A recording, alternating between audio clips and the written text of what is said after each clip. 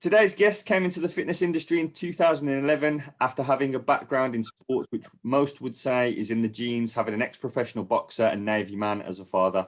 Rising from, in his own words, a failing bodybuilder, he went on to compete and win over 30 competitions, including 4 times UK champion and 2 times world champion.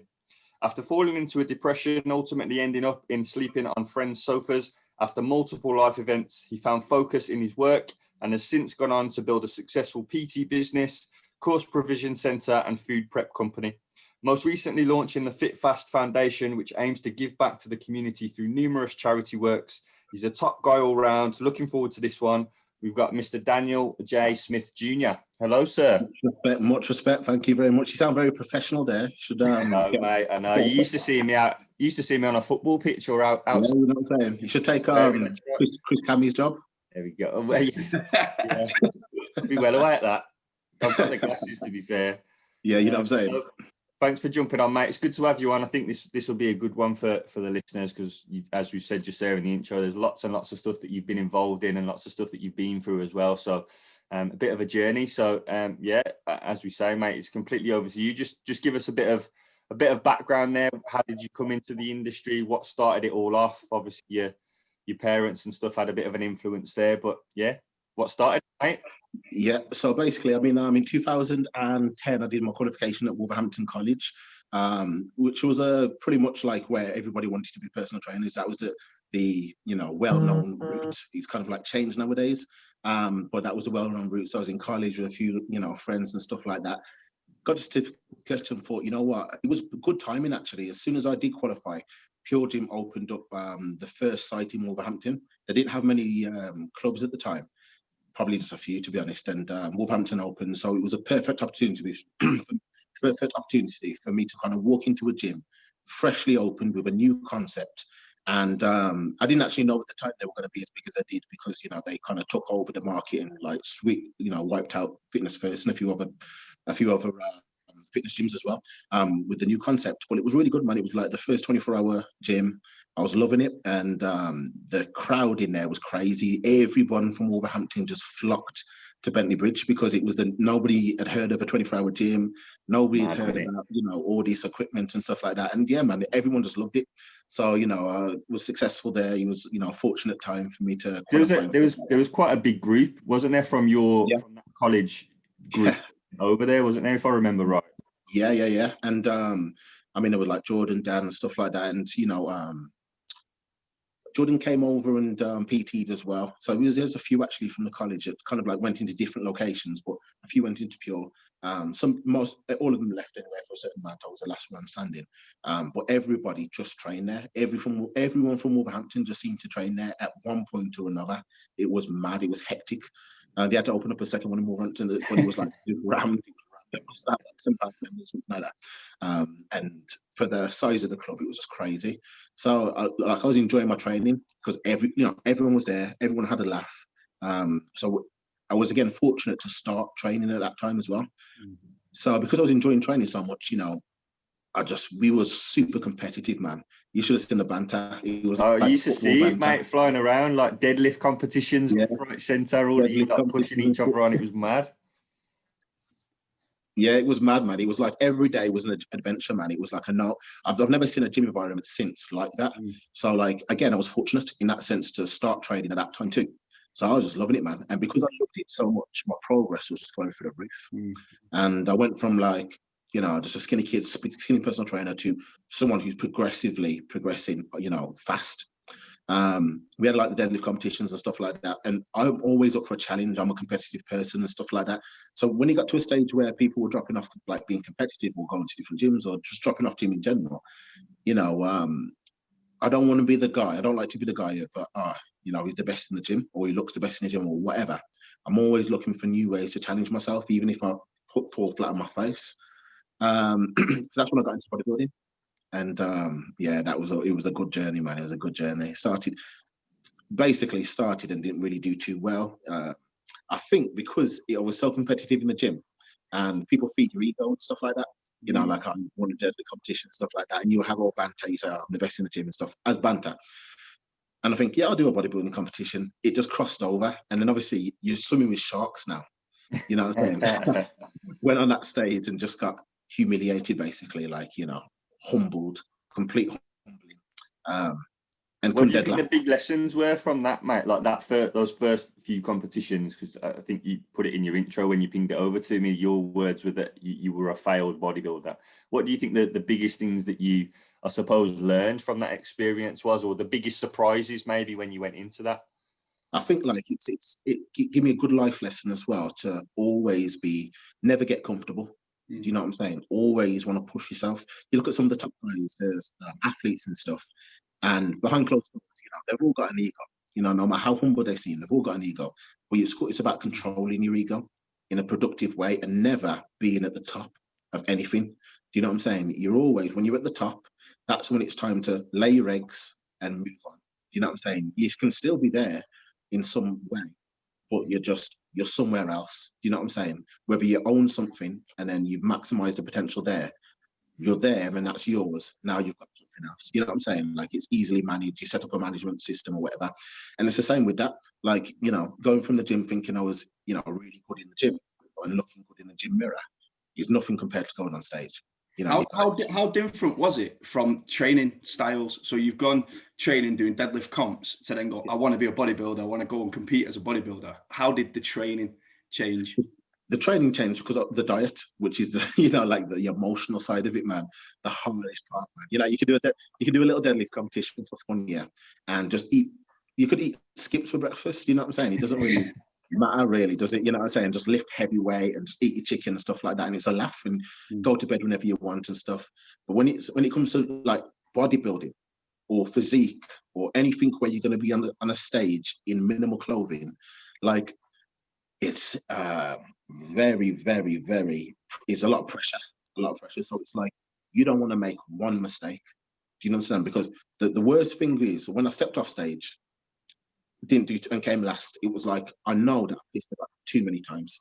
Do you know what I'm saying? There was too many late nights, there was too many missed meals, there was too much like joking about. And I was like, I don't want any regrets next time. So it's like, I don't want to mess up once, to say, even if I lose, it's fine. It's fine, because I did everything I possibly could, and I know I'm better now. I'm better, because if you don't make one mistake in dieting and one mistake in training, no matter where you place, you're guaranteed to be better. That's just goes without saying. You know what I'm saying? If you turn up to work an hour early and get more sales than everyone every day, but you don't get the promotion, guaranteed to have more money than everybody else. You know what I'm saying? Because you're just there in it. So like, the placing isn't important. It's not making a single mistake, because when you go for a next job, you just get it. You know what I'm saying? It's just what it is. So like, when I was going into competitions, like, my mindset was like, I'm not making no mistakes, man. Do you know what I'm saying? Like, nobody, the amount of, like, I might have had an argument with my ex because I gotta go to the gym. Do you know what I'm saying? Like, these things make or break you. I don't really want to go to bed, but I know that if I don't go to bed now or within the next hour, I'm going to be moody tomorrow, and it's going to be really hard to diet. You know what I'm saying? So, and I've got cardio in the morning, so I go to bed. You know what I'm saying? It's one of those things. It's like, you kind of like, you're not in control of yourself anymore. Do you know what I'm saying? You have to manage yourself as if you're an employee. And I think that's where it's really tough for me mentally to do that first, because it's like, that's a major like mindset switch, isn't it? I think that you just said, the phrase that you used was, you're managing yourself as though you're an employee, and that's got to take some. That's absolutely crazy to me to being in that mindset of, right, I'm managing myself as an employee, and I'm gonna. How did you manage to switch that? Was it literally the core desire of, I don't want to feel how I felt when I came off stage first time, or was there, how did you make that switch? It was mainly that. So the actual loss and disappointment and being laughed off stage and stuff was a blessing.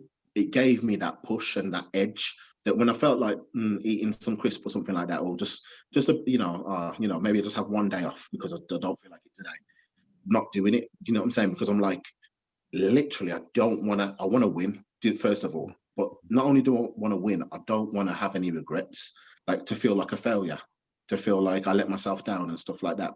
I want to be like, I lost, but I did everything. You know what I'm saying? I literally did everything.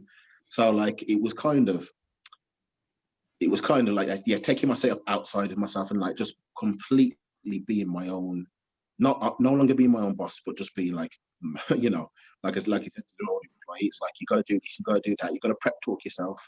It's as if you're like your inner self is a child and you're the adult. Do you know what I'm saying? Stop being yourself. You want to run in and just grab that chocolate, and you got to say no. Speak to yourself like a child all the time. You know what I'm saying? That's a class way of putting it. That that's a good way of putting it. Because I'm constantly telling my kid no. And you can tell yourself that you go a long way. Do you know what I think's good there is that you said you at the start, just in the gym when you first started going to when you first started PTing out at Bentley Bridge, you was all really competitive. And it sounds like if you didn't have that competitive nature or that competitive streak within you, when you got on that stage and you got slapped back down to earth, that if you didn't have that in you, you wouldn't have carried on, if that makes any sense. Yeah, it's kind of like sometimes you elevate yourself really high and it's just a massive drop. Whereas some people, they just wouldn't be bothered. Do you know what I'm saying? It's like, okay, yeah, I tried it. And then you see some people just try it once and go, wasn't for me. And then just do something else. Like when really they really wanted to do it. Sometimes because they're scared of having an ego or something, do you know what I'm saying? Sometimes it's just not bad having it as long as you control it and it's in a certain way. So like, yeah, I think the competitiveness, we all pushed ourselves really well and everybody progressed and everyone had a laugh and stuff like that. And sometimes some people from the outside might think, oh, it's egotistical, look at them kids, you know what I'm saying? But we all still got on, do you know what I'm saying? It was just a laugh. And I think like, yeah, sometimes you need people, you need competition. You need failure, you need all these things to like build you up massively, man. Like I feel like I don't think I would have really got to that stage without these little things or these setbacks and you know these things. It's mad when you look back on it, you know what I'm saying? It really is, man. at the time you don't see it, you're just doing it. I bet at the time you just sort of got that momentum, haven't you? And you're just moving forwards and I suppose it's very similar to a lot of the guys that we've had on. They always say very rarely do we get the chance to look back at what we've done, we've achieved, because we're just focusing on what's next. I think that's ultimately the way that you're going to progress, is if you're constantly looking at how you can improve and move forward. So you said that like making that transition and that mindset switch was a key part of it. Just talk through the rest of that journey, mate, how it went with bodybuilding and how you eventually ended up getting to the top of the mountain, for want of a better phrase. So I mean that first one was terrible and I got off stage. That first one I brought all my family there as well as a Body Power Expo. I didn't know it was going to be a massive show. I thought it was going to be a small one. First time being Body Power and all that shit, but it was one of them. Anyway, like I got off stage and I was just like, you know, your whole family's there, all the friends, my ex was there, and I was like, I didn't even want to. When I got off stage, I was like, oh gosh, I got to face them. You know, the whole like comforting, like you're a victim. Yeah. I hate that, you know. I think that's the worst thing. I'll always remember it because me and my brother are very, very, very similar like that. And he had one of his fights and he'd won a numerous amounts of fights. But then the first loss that he came up against, when he came up, like my old man was there, and the first question he had was to go to him and comfort him. And I was like, leave him alone. Like, leave him. If that was me, I'd be like, go away. I'm not straight. I literally was like, right, you know what? Don't worry about it. They're like, oh, don't worry. I'm like, nah, man, it's fine. Trust me, it's fine. Don't worry, man. Like, all I'm saying is, next time I'm going to be on stage, trust me, you're going to see something different. I just leave it there. You know what I'm saying? And then I, went around the Body Expo and just enjoyed myself. And then I was like, right, in the gym, bam. Planned it all out. I started looking at shows straight away, like literally same day, looking at different, like the latest possible show, because on the same season, which was like, normally you'd have a season off, but I was like, no, I'm going to be this season. So I had a short off season where we put on like a ridiculous amount of size. And every day I was just thinking, every day we went to the gym, every day I wake up, every time I have a meal, it's in my mind what I need to do. Like I have to do it. I can't wait. I don't want to wait a whole year to redeem myself. I want to redeem it as fast as possible. So that is like a deadline. Every single day is like, I want to get, if I maximize this, the quicker it's going to come. It's kind of like, it's mad when you think about it, because it's kind of like, if you're in, say, like you're in a bad situation, you want to get out of it as fast as possible. Like say you're broke or depressed or whatever. Every day you just want to get out as fast as physically possible. And it was the same kind of thing. It's not that I wasn't depressed or broke or anything like that, but it was, I wanted to win as fast as possible. So every day I like to squeeze as much potential out as possible. Waking up, shake as soon as I wake up, this, that, can't make a single mistake. And I just, the better I can, the more I do today, the faster it's going to come. And then I can redeem myself. So like I was just training like an animal, eating like an animal, came to dieting, pushing it every day, cardio, weights and stuff. Eventually, it got really tough and I was really fatigued and stuff. There's only so long you can do it. And that's when like it messes with your head. And like you feel like giving up so many times. You think, all this effort, I could just come last again. You know what I'm saying? Like it could actually, everything could just like happen before it could repeat itself. You know, and then it's like twice, because then it's like twice as humiliating. You know what I'm saying? Like you've got one humiliation, now you got two, you know, and you put this effort in. So I'm like, you know, sometimes you sit there, like I remember the once it was like, no, I think I probably had an argument with the missus of something stupid, small. We never used to get in arguments or anything like that, which probably helped my prep. But then, like on an off chance, I had an argument once, and like I had all these, you know what I'm saying? It's a hormonal thing. Just went out, had a walk, sat on a park bench, and it was like 12 o'clock at night. I had to get out of the house because there's all like it was cereal. I didn't have any crap in the house, but cereal. There was like a Frosties downstairs, and I had to get out of the house. And like I sat on a bench, and I was like, do I quit now? Like I'm genuinely thinking about quitting, just like maybe do it next year. And like you just have to keep thinking about stuff like watching videos or watching a competition or something like that. And then just thought, you know what, no, I'm gonna go for it. And then that next day when I overcome that, I just accelerated me even more.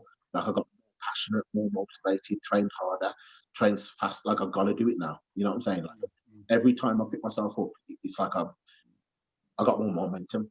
I trained harder, squeeze it out more. And I came second in the Midlands Classic, which was like the hardest competition here. Beat loads of guys that were bigger than me and stuff like that because I only just starting and stuff. But my condition, I'll beat them on condition. And that gave me like a really big ego boost, a confidence boost. And I was like, I can do it. You know what I'm saying? I have potential here. Did the British finals. Got your family there at that time?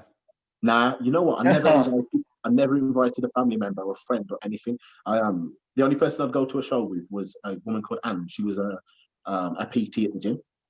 And like she just helped me out with the stuff. So I ever went to competitions like with one person. After that, I don't know why. People were probably associated with the first time. Up until like 2015, when I must have won like 8 shows in 8 weeks. And the last one I was just like, yeah, everyone can come with the one. You know what I'm saying? But like at the time I was like, nah. So the British finals, I went in my own. I went, I think, completely went on my own. I didn't expect to win. So I was just like, I'll get out of the way. And then I came second again a couple of weeks later in the first qualifier for next year. And then I had just this massive kind of feel of achievement. Like I've done this now and I'm in bodybuilding. I can achieve whatever I want to achieve now. Like I can do it. I've been through the hardest part. And I just, again, trying like animal math. I went to like a proper bodybuilding gym, done everything like proper. And the following year, won loads of titles, like junior titles, world championships and stuff like that. It was like a big transformation within 1 year. Got sponsored by like one of the biggest companies in the world. Like it was a very fast turnover. And yeah, man, everything was good, man. And, you know, just like doing what I got to do, you know what I'm saying? And then I think 2004, was it 2014 or something like that? 2014. I think 2014. Then I left Pure Gym, opened up my own studio. And opening my own studio was interesting because, like, I thought, you know, I've been here for like 4 or 5 years, something like that, at Pure Gym, for time to progress. So I opened my studio, and it didn't take too long for me to realize, actually, owning my own studio was exactly the same thing as being in the gym, just with no traffic. Do you know what I'm saying? So, yeah. I think that's the interesting thing about that. We were joking about this the other day with one of the guys. Most PTs, when they first come in, that's their thing, isn't it? Like, I want to own a place, I want to own my own studio. And it's not even really the case where you have to do that, because there's a lot, like managing a facility, running a facility, marketing a facility. There's a million things that you don't even consider when you're PT a commercial gym. So 100%. It's interesting that you say that, because it's a big change again, isn't it? To go having all of that traffic to having no traffic and having to generate it yourself. Yeah, it becomes like you might feel like you have a bit of freedom and stuff like that, but again, the traffic's not there. You're away from everyone. You got the privacy and stuff like that, but again, problems arise and stuff like that. Studios are for when, actually, I think, when you want to cut down your personal training, when you look at other avenues in the industry, and maybe you can offer supplements, you can offer this, you can offer that, and you have a place where you can offer all them things and do a little bit of personal training on the side. But if you're trying to like have personal training as your base, I think a commercial gym or a gym or whatever, it just has to be there. You know what I'm saying? Personally, anyway, I feel like that. You obviously have the benefit of having a studio is being able to have all the other stuff. You can have a shelf in with all your supplements, you can have food, you can whatever, you know what I'm saying? You can have an event on. So in terms of just personal training, it becomes counterproductive for me personally. But I think there's another bit there, just from like, again, I suppose it's the of passion. Like if you've got it lit under you that you really want to drive a facility, because it's, as you say there, it's completely different, isn't it? Like in a facility to running your PT business, you passion to go and run your own facility or be a facility manager, so to speak, then you're always struggling to be on the back foot. And I think that's I suppose a little bit of a unique way of looking at it, and it'll be interesting for a lot of the guys that are listening in to that, because as we say, most of the people that tend to come into our industry as PTs at some point want to open their own studio, rightly or wrongly. If it works, great. But I think that's a really good take on it. Actually, useful for people to hear. Yeah, 100%. I know it always sounds like when you have to pay rent, you think, oh man, I'm giving my rent to somebody when I could have my own studio. I mean, if it's like, I don't know, 500 quid, you think, man, a unit costs 500 quid. You know what I'm saying? So obviously in your head, you just think, oh, this makes sense. This was like 500 quid a month on a unit, 500 quid, but then you don't accommodate for bills, things that go wrong. You got to lease the kit, right? You got to lease the kit as well. There's a lot, man. There's a lot. And it's like people, you could get broken into. You know, you go on holiday and you're still paying it. Like, you know, like you can't just think, oh, let me have a break from personal training.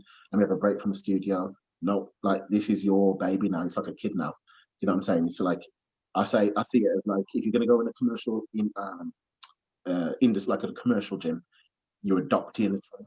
If you've got a studio, it's your child. You know what I'm saying? Like, you can't get rid of that unless you're literally pulling it up for adoption. Do you know what I'm saying? Like, that's how it kind of works. So like, I had to be fair, you adopt, like in a commercial gym, you're adopting a child that's already toilet trained and got its own nappies. And it's 13 years old and good to yeah. It's not long until he's leaving the nest anyway. So yeah, but I was there for a year. And yeah, I was like, it's okay, it's all right, but definitely don't want to do it long term. So no point me longing it out. So I sold it on, moved abroad. And that was interesting, you know, worked in Kuwait and Dubai, and, you know, it had an experience as a strength and conditioning coach out there, and really good, actually. You know, they accommodate for you really well. The pay was perfect. Like, everything was really good.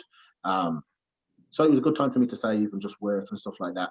And I was training at Oxygen Gym as well. The training facilities down there are amazing. Perfect for me because I was a bodybuilder. Not much to do down there except save and just train. So it's kind of like a turn into a monk, and just trained and just done stuff, and then came back to the UK on like a little break thing. A little break from it. Came back to the UK, and I had a really successful year. Won like loads of competitions in one go, and that was a really good experience, actually, because that was like the peak, like a real good peak for me. And I had a nice little break. You know, they gave me the time to be away, compete, come back.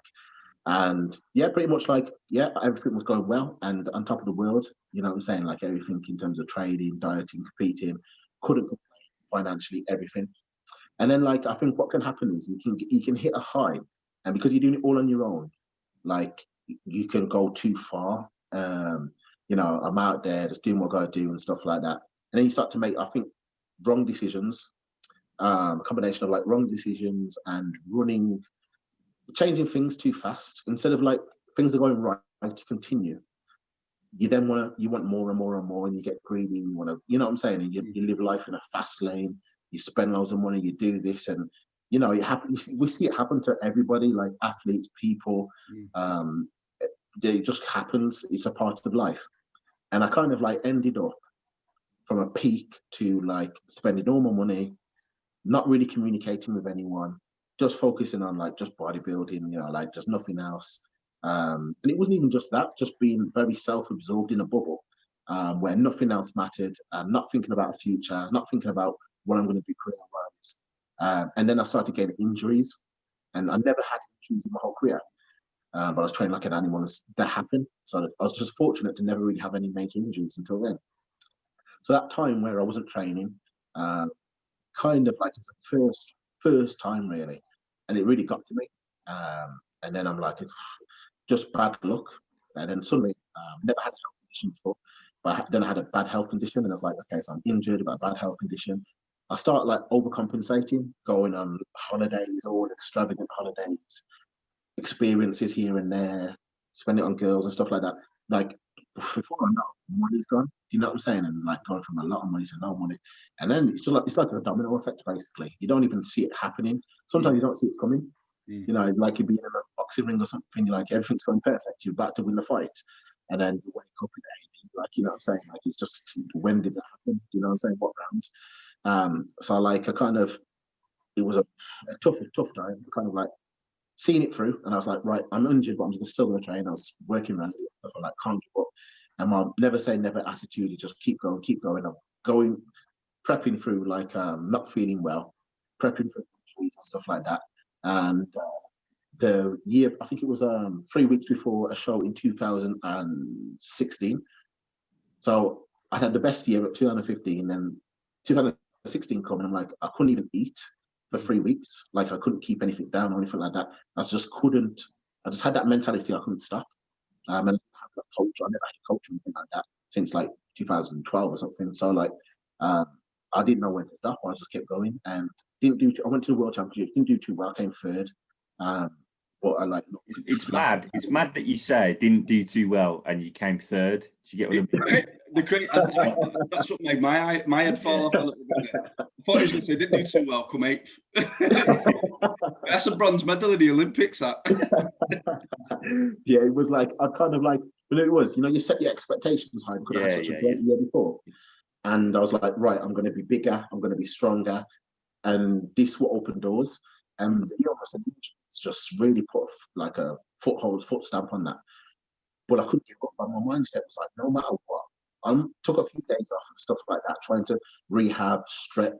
I was doing everything, physio, whatever, but just not giving up. Sometimes it might have been nice to just stop. You know what I'm saying? Like maybe just have a bit of, you haven't never stopped, just stop and just make sure that everything's okay, and you'll be even better the next season. Mm-hmm. If you have a coach or someone around you or a friend, they could say that. But because it was just me and tunnel vision, there's no way. You know what I'm saying? And, you know, I thought to myself, stop, what else can I do? You know what I'm saying? I've let go of all my connections and stuff. So, like, I had a little break after that. I actually did, like, rest and stuff and felt better, and then got back on prep, came back to the UK and won the WABA UK Championships. And then I think, won a World Championships as well, on that year as well. And then went in a pro show and came 5th. So it was a really good, successful season. But the thing was, what did it for me was after I did that, wasn't happy, nothing, no emotions. Like I've always been happy, you know what I'm saying? After a competition, felt relieved, felt like a sense of accomplishment. I got off stage, like had all these trophies. I had there was like a big prize money as well. Had all this stuff, yeah. I just went, like everybody was celebrating like, all their victories and stuff. I just went back to the hotel on my own and just like, just watch TV. I just was watching TV for a bit, and then like that's it. Just waiting for the coach to come. That was it. And then I got back to UK, put them down, and just like I didn't really feel anything. I just next day was like, I don't know, do I just go to the gym now or what? I don't know. It just felt first time it ever felt like that. It was weird. And almost like an anti-climax, isn't it? To be fair, like all of that stuff through that season, you brought yourself back to the level that you were trying to get to, and then it's almost like a bit of a what now? I suppose it doesn't help being an Arsenal fan either, mate, because we were. Trust me, I'm telling you, man. I know all about that. That's probably why I won. That's probably why I won. It's the closest Arsenal got to a trophy, then, mate. Yeah. Did you identify why you felt like that? Or are you still searching that? Say again, sorry? Did you identify like why you felt like that after you'd won? Do you know what it was? I think it was the fact that like what happened was like obviously I had all the injuries and illnesses and stuff, and I felt like, okay, now this is the first time I felt like bodybuilding is getting in the way of things, because as soon as I get to stage, now I'm looking around me, I split with my ex. I was with her for a long time. I spent all my money. And only because I wasn't focusing on anything else. So as long as the bodybuilding was sorted, nothing else mattered. You know what I'm saying? Connections with friends. As long as I got the connection with the gym, I'm fine. Whatever, you know what I'm saying? So then I kind of resented it a bit. Do you know what I'm saying? So like, I'm like, it's kind of like, I guess it's, if I had a relationship with the gym, it was a woman, I guess like it got that point where I kind of despised her a bit. I loved her, but I despised her. So it's like, it's one of those, and you come home, you just turn the TV on, sit next to each other and just watch it. You know what I'm saying? It's like, it's not, it's not the same as how it used to be. So I'm like, okay, to get that push again, let me have a break. So I had time off. And in that time, it was, I don't know if it was a good thing or a bad thing, because then it's like, I've already spent all my money and stuff like that, you know, and I've already lost connections and stuff. Now, I guess, like, I have no focus anymore. So, like, what then happened was I'm kind of thinking, I don't know, my mind just wanders. You know what I'm saying? Did I have, like, a right choice? Yeah, did I make the right choices? Did I do this? Did I do that? What should I do here? All the questions that were never there before were there, you know, suddenly were there. Do you know what I'm saying? The tunnel vision wasn't quite tunnel.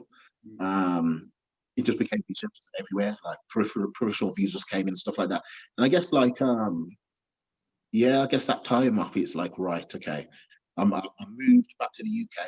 And I was like, right, okay, I don't think this is, if I'm not doing a bodybuilding thing, maybe Q8 and Dubai ain't for me. So I moved back to the UK.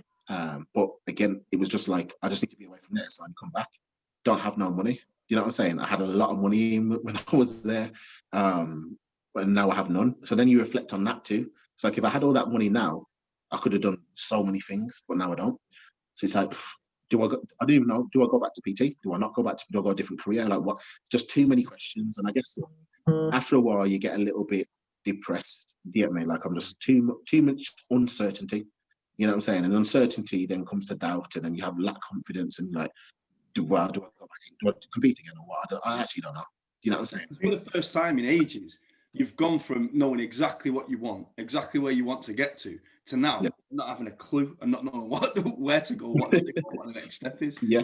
Because I think there's two sides to that as well. With like, as in, I suppose there's got to be for you to be as successful as you were, you've got to have that element of having tunnel vision and being solely focused on where you want to get to. But then for anyone listening, there's a cost to that, it seems, and that cost can be connection and fulfillment, and you know, having that purpose outside of what it is that you're doing. And I suppose that episode that you're going through there is you trying to find your way to reconnect with things that give you a little bit more of a purpose and a bit more of a focus, which is mad, isn't it? Because two completely different things there. Would you have been in that position if you hadn't been tunnel visioned? Who knows? Yeah, exactly. Hindsight, they say hindsight's a beautiful thing, isn't it? Yeah, you can always look back and analyze and say, I should have done this, I should have done that.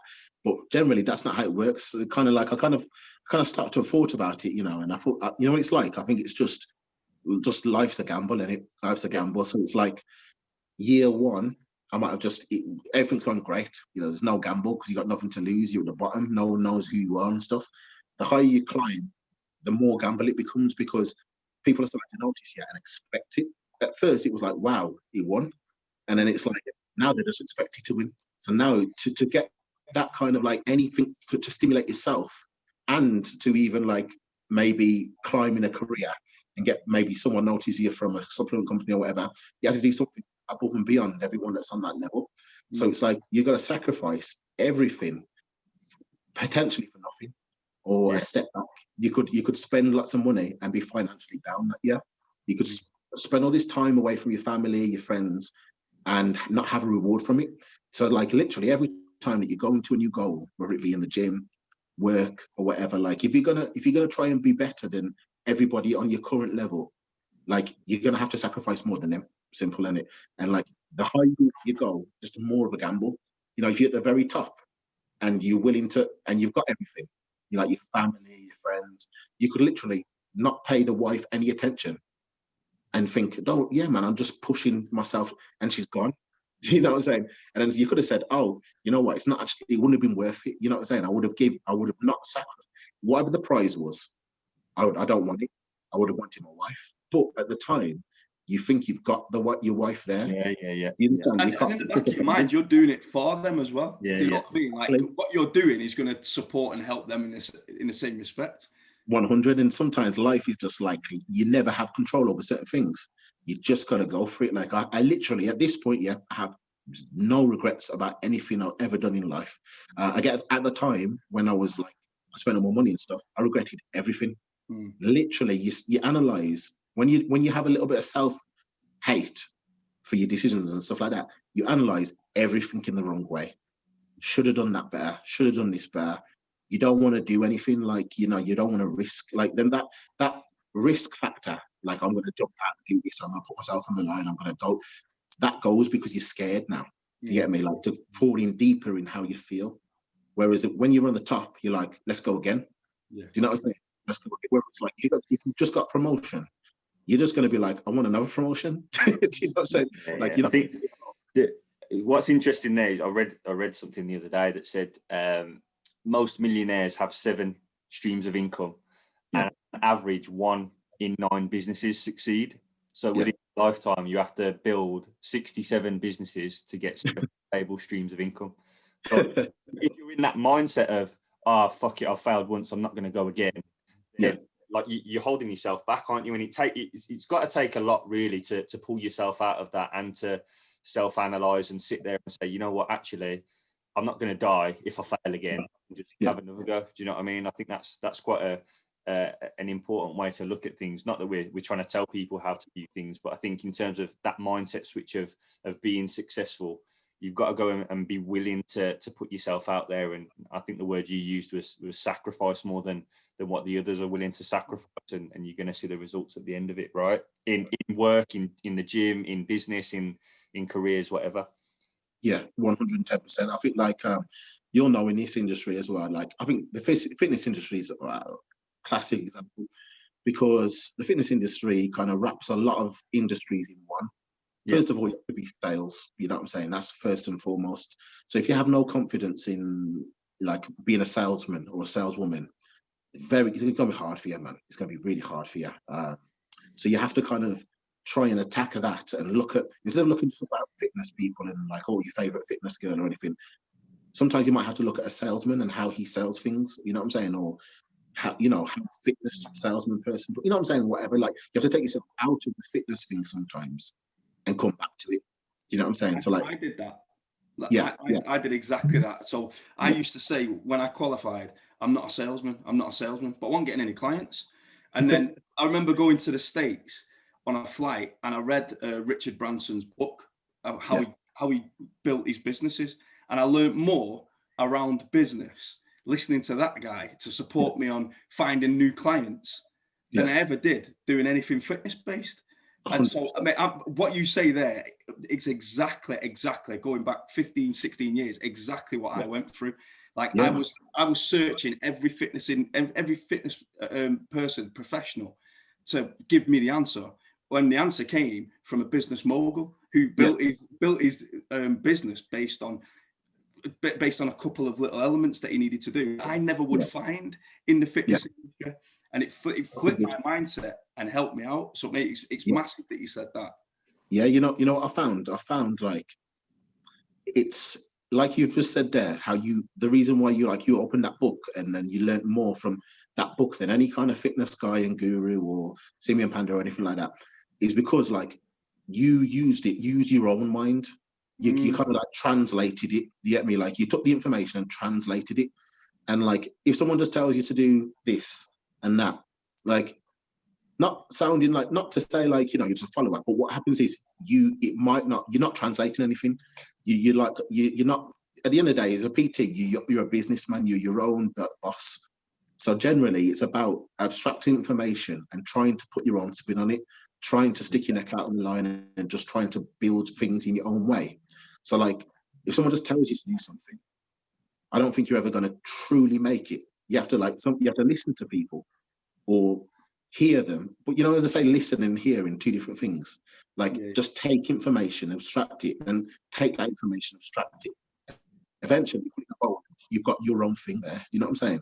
And I think that's exactly what you did. Whereas like people were just telling you what to do. You're more likely to run with it then as well. Whereas like you said, if you keep getting told what to do off people, naturally, as human beings, you keep getting told what to do. You get to a point where you go, fuck that, what am I listening to that guy for? You know what I mean? And that's exactly what I did. And that's what, when me and Dan mentor PTs, that's what we try to get them guys to do. Think outside the box a little bit. And take elements from what we're telling them, what other people are telling them, and other people in other sectors and other industries. That's why we do this podcast. We get people from all over in every business to then talk about how they did it. So then, like you said, you can take bits from everybody, bang it in a pot, and create what you need to make your stuff successful. Yeah, man, 100. That's what it's all about. All the successful people do it, and like it's never going to be easy. You're never just going to be perfect. You're never going to just be like, oh, extract that, and then you have this £1 million like thing. We're all struggling. Do you know what I'm saying? You're all struggling because it's hard, isn't it? It's hard, and I think when you realize, when you think it's going to be easy, I think that's when you're never really going to get anywhere. It's like it's going to be hard. You're going to fall back. You're going to be stagnant for a while. Then you're going to elevate, and then eventually you just keep building, and then character. You know what I'm saying? And then you think, I'm confident in this now. This is my thing. You just get used to developing that part of the brain that puts his own spin on things and then runs with it and then is consistent. It all comes with time, don't it? You know what I'm saying? It all comes with time as an effort. And I think like in the industry, you've got to, like, people have got to look at it like, okay, when I find my thing, you know, the Gymshark guy or whatever, you know, he didn't just like look at a clothing line, just mimic it completely. It's probably loads of different clothing lines and loads of different athletes and everything mixed in a pot. And now he's like, what, I think a billionaire or something. Yeah, I don't know. But like, it's just, that's what it's about, isn't it? That's what it's about. He's like literally probably just looked at all the holes in all the gaps and the holes, brought it all together. And then it kind of worked for itself eventually. And but I guarantee he was struggling like hell, you know, at points, and probably like was on the verge of breaking, the verge of losing loads of money. Like none of the athletes wanted to do stuff. He was stressing out and stuff like that. But you won't see that side. You know what I'm saying? You won't really see. At the end, you just see Gymshark guy, millionaire. That's it. You know what I'm saying?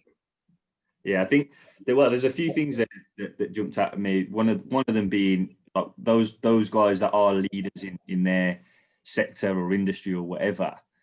Like it's quite useful to realise that they're winging it as well. Like you said, we're all struggling. Like they don't have the answers. They're still winging it, and they're in the positions. Yeah.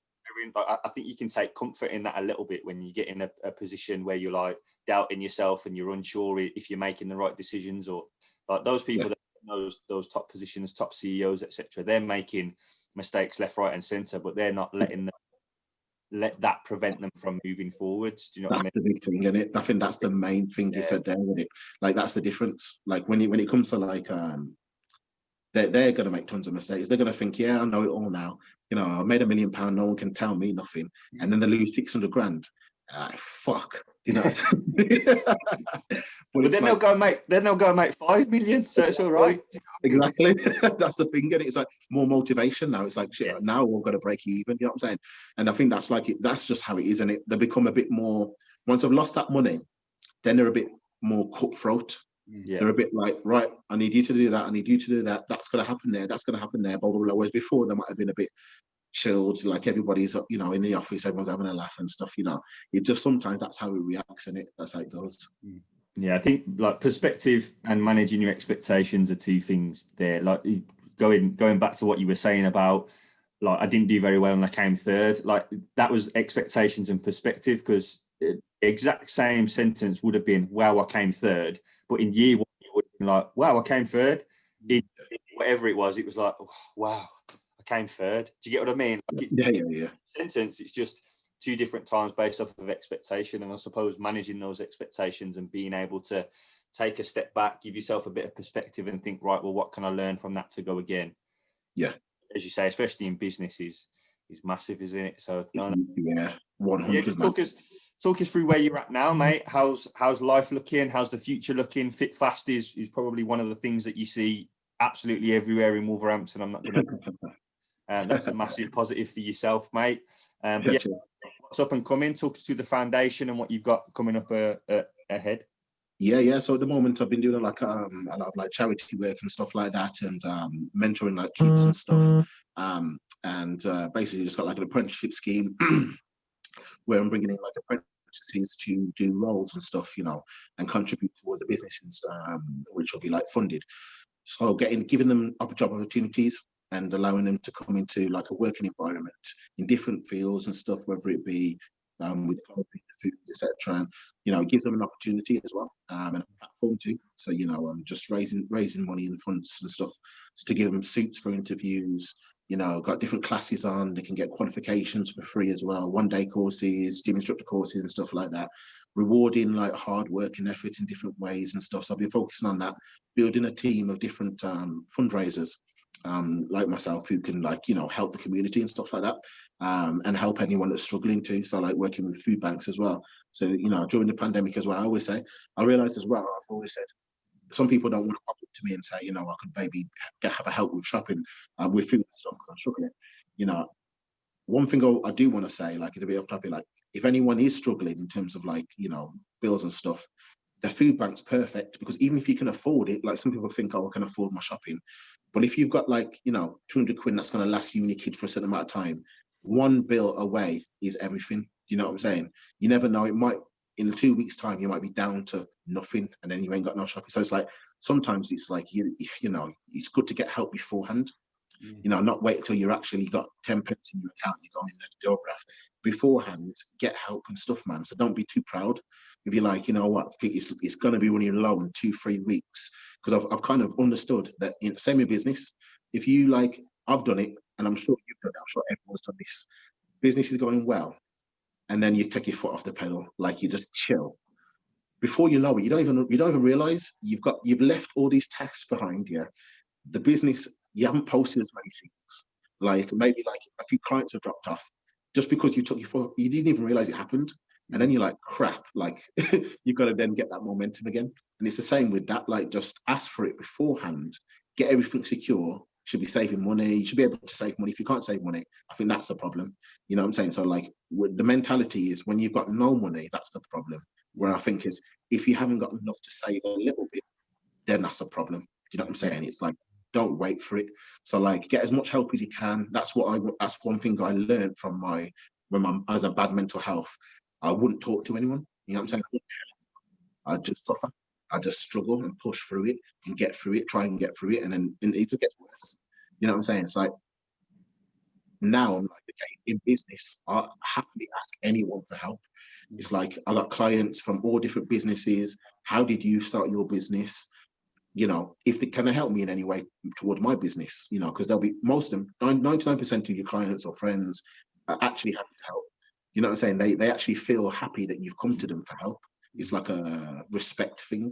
Sometimes you feel like, oh, I don't want to burden that person, but actually they love it. They love when people come to them for help in it. So I'm like, happily ask clients for help and friends for help if they can help. You know what I'm saying? They'll just ask for help in it. Simple as that. If you feel like you want to start a business, but you have no confidence, you think, people are going to laugh at me or I'm going to fail, ask for help. You know what I'm saying? Someone else has got that cake making business. Don't think, it's going to be cheeky for me to ask because I'll be competition. I generally don't care. Like if anyone wants to be a personal trainer or do whatever, yeah, I'll help you. Like I don't care. So like most cake making businesses would help another person that wants to be a cake maker. You know what I'm saying? Like some of them anyway. Some would be like, whatever, but most would. So if you feel like you need help in terms of a business, like food or whatever like that, this is the good thing about this country. You can get help, man. You can get help. So just don't feel like you can't ask for help, because like we're in a good country and you can get help, man. So like, yeah, I'm focusing on that at the moment. That's a big thing, because I want to get a balance between not just focusing on business, not just focusing on training, but getting lots of different avenues and stuff like that. Not focus on all the crap like before. And it just keeps me away from like spending money and just like little investments and stuff. Just put my mind in a tunnel vision of like, in 5 years' time, I'm going to be okay, at the very least. So just sacrifice these years and just work, man. You know what I'm saying? Just, try work on the business, just grow little by little. Everything gains momentum. Another thing might come up or something might come up at some point, as long as you just keep working. So at the moment, I'm just keep plodding along, keep doing what I gotta do, you know, try and make everything run as smooth as possible, and just don't focus on too much. Don't overdo it. Just keep going. You know what I'm saying? Yeah, like it's almost like keeping the main thing, isn't it? Although you might have different plates to spin, it's still the main thing, which is bang. No, mate, really good. We've got a few fun questions that we wrap up the episodes with, mate, just to ping on you and drop on your toes a little bit. First one, Mark. Yeah. So host party, and you need to bring 3 guests to the dinner party. They can be alive or they can be deceased. What 3 people are you bringing to your dinner party?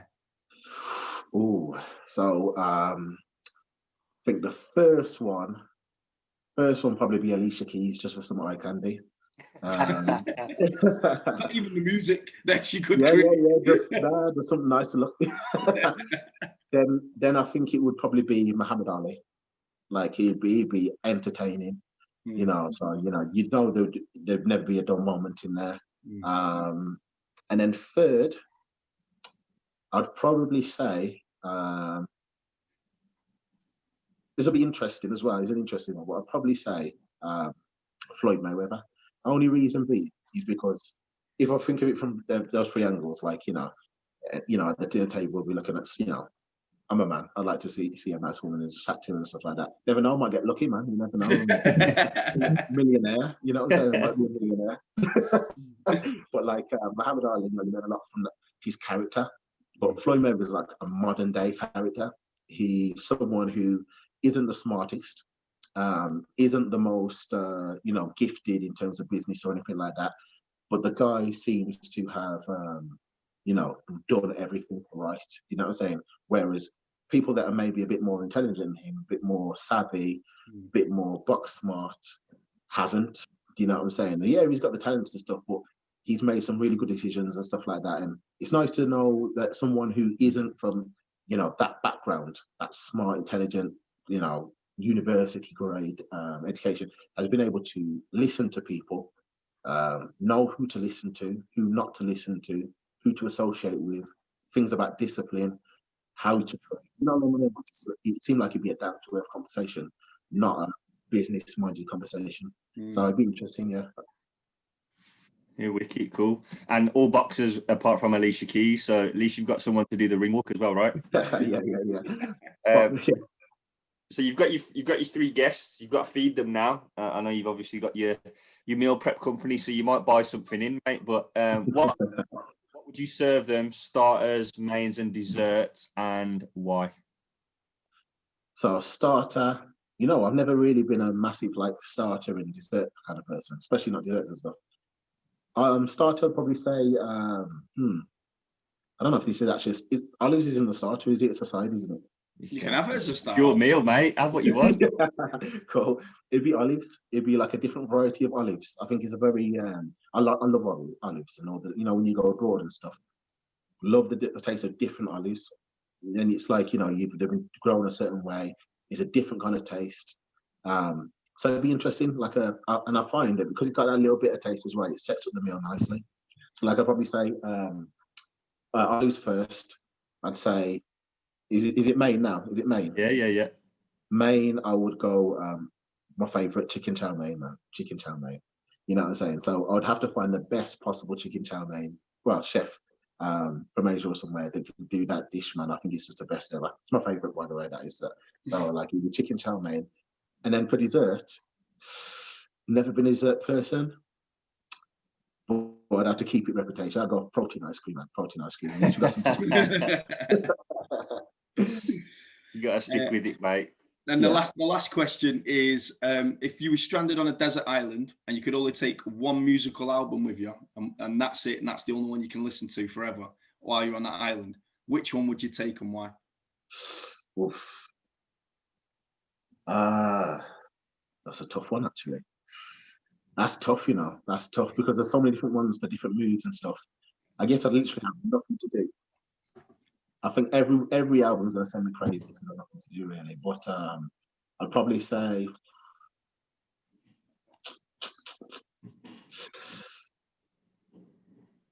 oh, that's tough, man. That's tough. Oh, okay. I'd say Biggie Smalls, man. Biggie Smalls. Yeah, Biggie Smalls. I wouldn't say Tupac because, you know, I found with Tupac, he's the best wordsmith, yeah, but like, I think you can't listen to it so many times, man, before it gets to like the tone is a bit low.